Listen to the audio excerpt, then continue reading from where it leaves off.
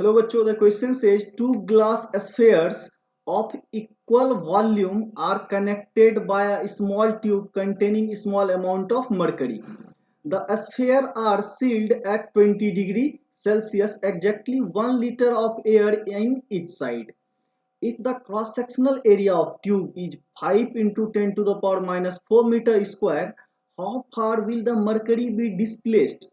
If the temperature of one sphere is raised by 0.1 degree Celsius while the other is maintained at 20 degree Celsius. तो देखो बच्चों, simple सा question है कि आपके पास क्या है, दो स्फेरिकल कंटेनर है, ग्लास कंटेनर है, राइट। इसको किससे कनेक्ट कर दिया है, तो एक ट्यूब से। किससे कनेक्ट कर दिया है, तो एक पतला सा ट्यूब से। और इसके बीच में क्या है कि आपको मरकरी फील किया हुआ है, राइट। तो इसमें क्या बोला गया कि यहाँ पे जो गैस है, एक को मेंटेन किया गया कितना, दोनों में वॉल्यूम सेम था, 1 लीटर और 1 लीटर, राइट। तो एक को मेंटेन किया गया 20 डिग्री सेल्सियस पे और दूसरे का टेम्परेचर हमने बढ़ा के कितना कर दिया, 20.1 डिग्री सेल्सियस।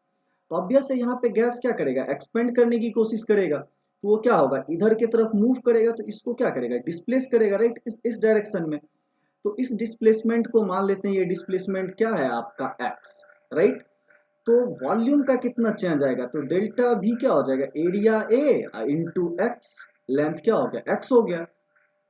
तो चलिए अब यहाँ पे क्या ध्यान से देखते हैं कि जब ये शिफ्ट करेगा तो प्रेशर आपका क्या रहेगा, दोनों ही साइड कांस्टेंट सेम रहेगा। अगर प्रेशर अलग अलग होगा तो ये क्या करेगा, मूव करता ही रहेगा। तो जैसे ही 20.1 की होती है, क्या हो गया, कुछ इधर शिफ्ट कर गया और प्रेशर अपने आप को क्या कर लिया, मेंटेन कर लिया। रीजन क्या है कि वॉल्यूम एक्सपेंड करके इधर मूव कर गया है।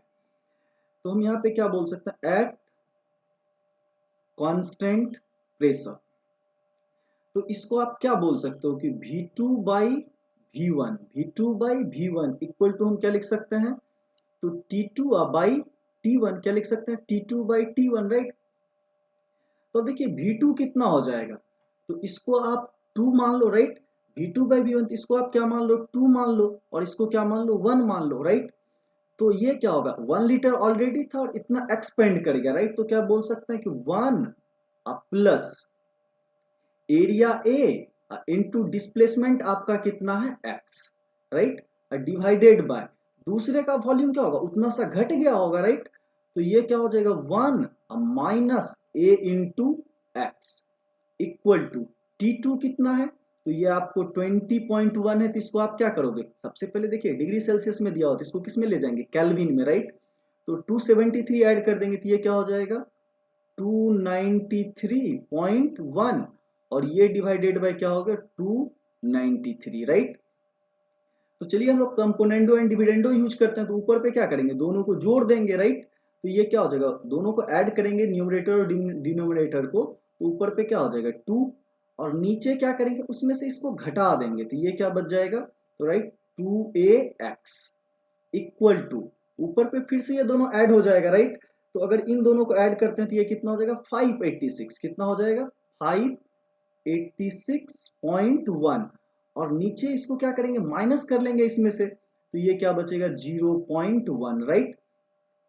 तो चलिए यहां से अगर आपको x का वैल्यू निकालना हो तो x का वैल्यू क्या होगा, तो देखिए 2 तो कट गया, x को आप उधर ले जाओ, राइट। x को क्या करो, उधर ले जाओ, तो ये क्या हो जाएगा, 0.1 ऊपर चला जाएगा, राइट। 0.1 डिवाइडेड बाय कितना हो जाएगा, आपको 586.1 कितना हो जाएगा, that is your 586.1 into area. Area आपको ऑलरेडी दे रखा है, वो कितना है, तो 5 इंटू 10⁻⁻⁴।